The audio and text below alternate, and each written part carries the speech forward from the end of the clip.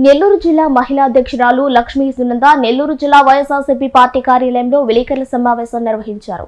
ఈ సందర్భంగా ఆమె మాట్లాడుతూ అంతర్జాతీయ మహిళా దినోత్సవం సందర్భంగా ముఖ్యమంత్రి నారా చంద్రబాబు నాయుడు మహిళలకు కుట్టు మిషన్ల పంపిణీ మరియు ట్రైనింగ్ ఇవ్వడం ద్వారా స్వయం ఉపాధి కల్పిస్తామని చెప్పి ఎన్నికల ముందు హామీ ఇచ్చిన విధంగా హామీలు నెరవేర్చకపోగా బీసీ మహిళలకు కుట్టు మిషన్లు పంపిణీ మరియు శిక్షణ స్వయం ఉపాధి పేరుతో కాంట్రాక్టర్ కూటమి నాయకులు సుమారు 245 కోట్ల స్కామ్ కి తెరలేపారని ఆరోపించారు. అభివృద్ధి జరిగినా జరగకపోయినా ఇచ్చిన హామీలు నెరవేర్చకపోయినా బీసీల పేరుతో 245 కోట్ల స్కామ్ ని తెరదించింది కూటమి ప్రభుత్వంలోని కొంతమంది నాయకులు మరియు కాంట్రాక్టర్లు. వర్క్ పేరు కుట్టు మిషన్ల పంపిణీ మరియు ట్రైనింగ్. బీసీ మహిళలకి, ఆర్థికంగా వెనుకబడిన వర్గాల వారికి అందరికీ కుట్టు మిషన్ల పంపిణీ మరియు ట్రైనింగ్ ఇస్తామని చెప్పి ఆ పేరుతోటి భారీ స్కామ్, కొన్ని వందల కోట్ల స్కామ్ని, డబ్బుల్ని కొంతమంది కాంట్రాక్టర్లు వెనకేసుకుంటున్నారు. అంతర్జాతీయ మహిళా దినోత్సవం సందర్భంగా చంద్రబాబు నాయుడు గారు రాష్ట్రంలో ఉండే అర్హులైన బీసీ మహిళలకి, అలాగే వెనకబడిన వర్గాల మహిళలందరికీ కుట్టు మిషన్లు మరియు ట్రైనింగ్ ఇస్తామని చెప్పారు. 175 నియోజకవర్గాలలో 3 నుంచి 5 కేంద్రాలు ఏర్పాటు చేసి కుట్టు మిషన్లు ఇచ్చి అలాగే శిక్షణ ఇస్తామని చెప్పారు. కానీ ఇది చెప్పి 45 రోజులు అవుతుంటే ఇంతవరకు 50 నియోజకవర్గాలలో కూడా కనీసము ఎక్కడ కుట్టు మిషన్లు ఇవ్వడం కానీ లేకపోతే ట్రైనింగ్ చేయడం కానీ ఇంతవరకు సజావుగా జరగలేదని చెప్పి మీకు అందరికీ తెలియజేసుకుంటున్నాను. ఇలా 45 రోజులు గడిచినా కూడా కుట్టు మిషన్లు ఇవ్వకుండా, శిక్షణ ఇవ్వకుండా చేయడం ఇది మోసం కాదా, ఇది దగా కాదా అని చెప్పి నేను అడుగుతూ ఉన్నాను. అలాగే మొత్తం మహిళా లబ్ధిదారులు 1,00,000 మంది అయితే 1,00,000 మందికి ఒక్కొక్కరికి ఒక లబ్ధిదారునికి ప్రభుత్వం కేటాయించింది 23,000 రూపాయలు. 23,000 రూపాయలు అయితే కానీ ఒక కుట్టు మిషన్ కొనాలంటే 4,300 రూపాయలు కుట్టు మిషన్కి ఇచ్చారు. అలాగే కాంట్రాక్ట్ అవుట్సోర్సింగ్ వారికి శిక్షణ కొరకు 3,000 రూపాయలను ఇచ్చారు. అంటే ఒక లబ్ధిదారునికి 7,300 రూపాయలు ఖర్చు పెట్టారు. కానీ గవర్నమెంట్ కేటాయించింది మాత్రం 23,000 రూపాయలు. అంటే 173 కోట్లు 1,00,000 మందికి ఖర్చు అవుతుంటే 230 కోట్లు మాత్రం టెండర్ కాస్ట్ 230 కోట్లు పెట్టారు.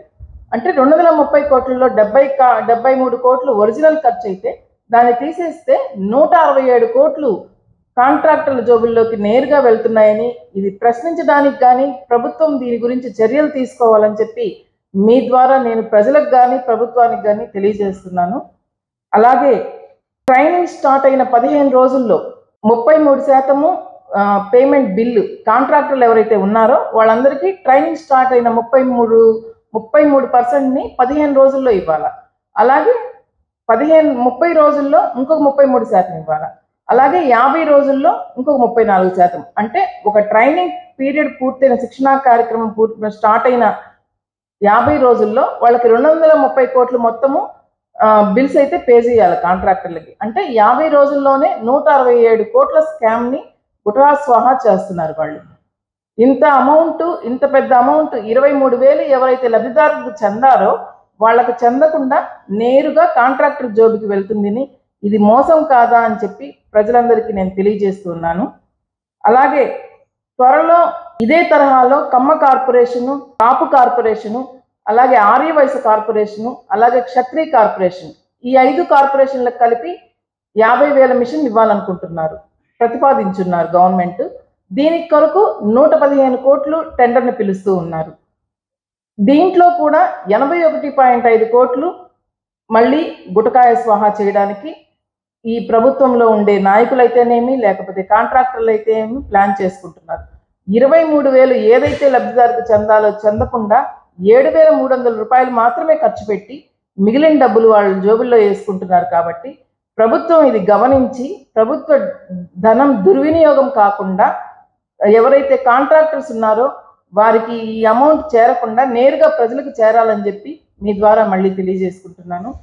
అలాగే ఈ ప్రీ బిడ్డింగ్కి వస్తే 65 కంపెనీలు ఈ టెండర్లో పాల్గొంటే 56 కంపెనీలని ముందుగానే ఏ కారణం లేకుండా రిజెక్ట్ చేశాయి. విచిత్రం ఏంటంటే దీంట్లో కుట్టు మిషన్ శిక్షణ ఇవ్వడంలో ప్రఖ్యాతిగాంచిన పాన్ ఇండియా కంపెనీ ఐసిఐ ఉంది. అది రిజెక్టెడ్ లిస్ట్ ఏదైతే ఉందో దాంట్లో ఈ ప్రఖ్యాతిగాంచిన కంపెనీ కూడా ఈ లిస్టులో ఉంది.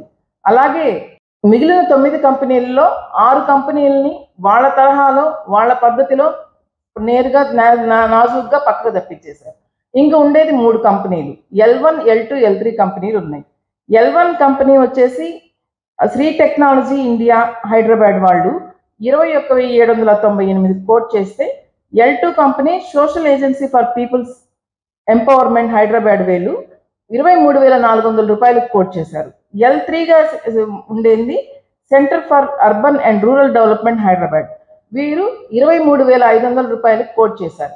కానీ ఎక్కడైనా లో బిడ్ ఎవరైతే కోట్ చేస్తారో, L1గా ఎవరైతే ఉన్నారో వాళ్ళకి ఎక్కువ మిషన్లు ఇవ్వాలి. ఏం చేశారు, వాళ్ళకి కేవలం 5,000 మిషన్లు మాత్రం 5% ఇచ్చారు. అంటే 5,000 కుట్టు మిషన్లు మాత్రం ఇవ్వడానికి L1 కంపెనీకి వాళ్ళకి అనుమతినిచ్చి, L2, L3 కంపెనీలు ఏవైతే ఉన్నాయో వాళ్ళకి 95%. ఇక్కడ గమనించాల్సిన విషయం ఏంటంటే 65 కంపెనీల్లో 62 కంపెనీలు ఏవైతే ఉన్నాయో వాటిని రిజెక్ట్ చేయడము కేంద్రం ఏదైతే ఉందో, కేంద్ర ప్రభుత్వ నిబంధనలకు ఏదైతే ఉందో అదైతే విరుద్ధం అనమాట. అలా చేయకూడదు. దాన్ని కూడా ప్రభుత్వం దృష్టికి మేము తీసుకెళ్తున్నాం. ఈరోజు కలెక్టర్ గారికి వినతి పత్రం సమర్పిస్తాము. కానీ ఇదంతా కూడా ప్రజలకు తెలియాలి.